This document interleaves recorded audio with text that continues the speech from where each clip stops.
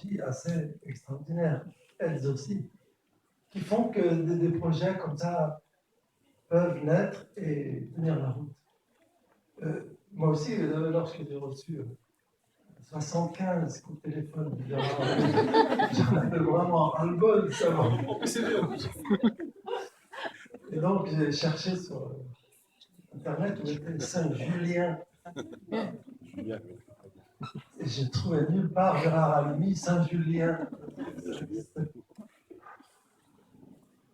Vous voyez que c'est quand même bizarre de se rendre compte que ce sont des énergies qui portent des projets, qui font naître des projets. Et quand elles sont là, ces énergies, ça marche. Je vois toutes les profs là, et quand je les écoutais chanter tout à l'heure, je me disais, c'est quand même les profs. Je leur disais aux élèves cet après-midi, ben regardez, les profs, ils sont là gratuitement pour vous. Profitez-en, c'est pour vous. Il y en a qui disent, ouais, mais elles sont payées quand même. Si peu. J'ai un ami qui joue au football au Real Madrid. C'est un Lyonnais comme moi. Et il gagne 1 million d'euros par mois. La moitié, enfin, les profs gagnent la moitié de ça en un an.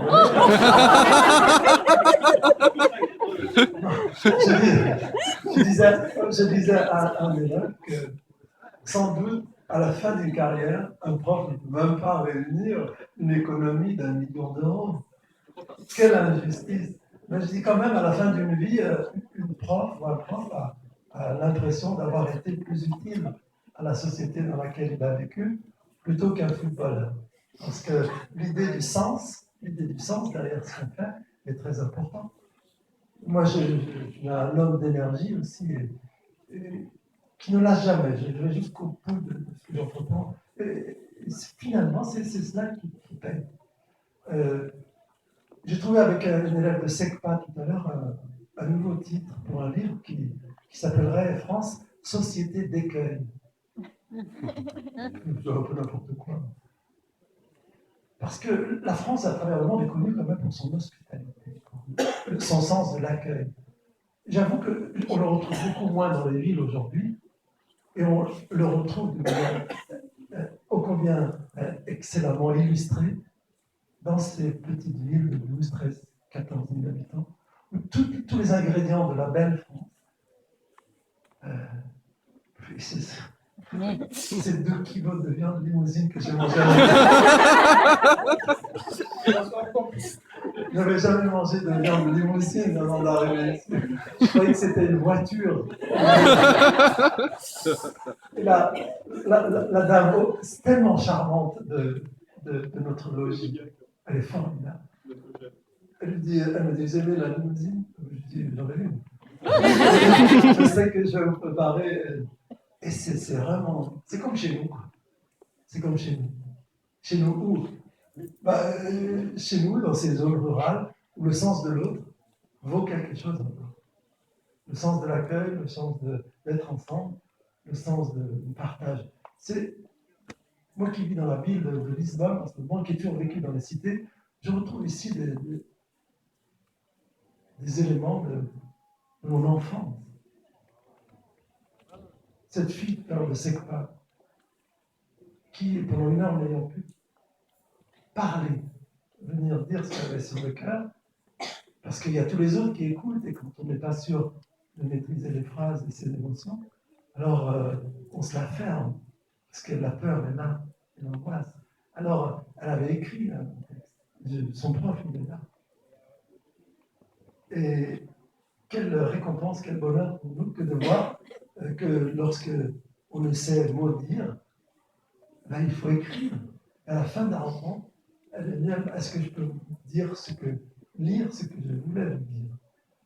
Ça m'a vraiment pris au trip. Et là, je dis, voilà une petite victoire qui ne compte pas beaucoup, mais qui, au final, avec 100 autres victoires, 100 autres écrivains, 100 autres profs partout dans notre pays, ça va fabriquer quelque chose qui ressemblera à un futur qui tient la route.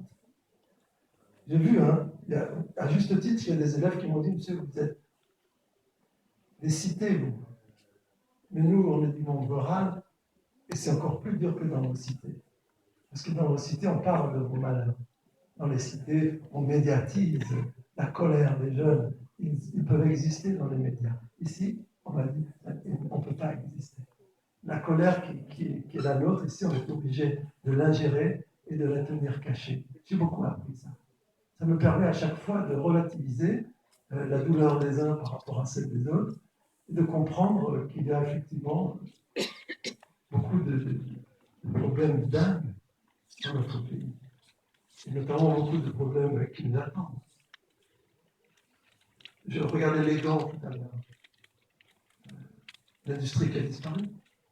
Chez moi, dans la région de Saint-Étienne, chez les frères Montgolfier qui ont inventé la montgolfière, il y avait l'industrie du papier et canson, disparu aussi. Dans beaucoup de régions de notre pays, il y a des petites industries qui étaient des joyaux de savoir-faire et qui ont disparu. Et là, dans les années à venir, pour garder vos enfants ici à Saint-Junien, pour pouvoir leur donner des raisons d'être fiers de leur pays, Saint-Junien, et d'y rester, il faudra se creuser la cervelle, il faudra inventer des ressources nouvelles. Donc, on a tous les ingrédients pour être pessimiste. Et pourtant, ça ne sert à rien du tout d'être pessimiste. De les pleurer sur les routes et de dire qu'on va mourir. Mais, ces petits trucs de livres, on a l'impression que c'est un petit coquelicot qui pousse au milieu d'un champ de limousine. Et on se dit, tiens, pourquoi je ne regarderais pas ce petit coquelicot-là? Et pourquoi je ne m'intéresserais pas à cette belle chose qui peut-être mérite d'être nourrie, accompagnée pour qu'il y en ait d'autres dans le champ? Et le travail que tu fais, j'apprécie, avec tous les collègues, tous les sponsors qui donnent tant d'argent.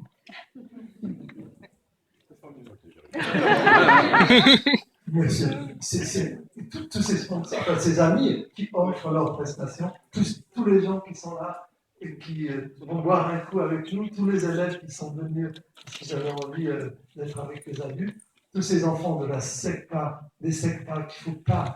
Cela, c'est le plus important pour moi. Parce qu'ils sont à l'écart. Ils n'ont pas des associations de parents qui sont super puissantes. Ils ne forment pas un lobby qui peut influencer le recteur.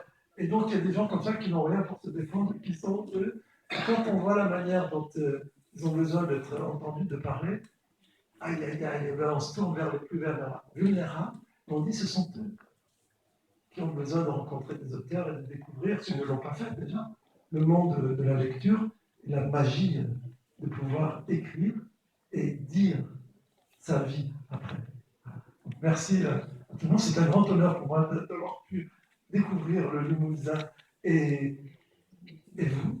Et surtout, n'oubliez jamais que lorsqu'il y a 15 jours, on organisait mon déplacement à l'égard de Lisbonne, du Sud, j'ai choisi pour vous de venir à pied.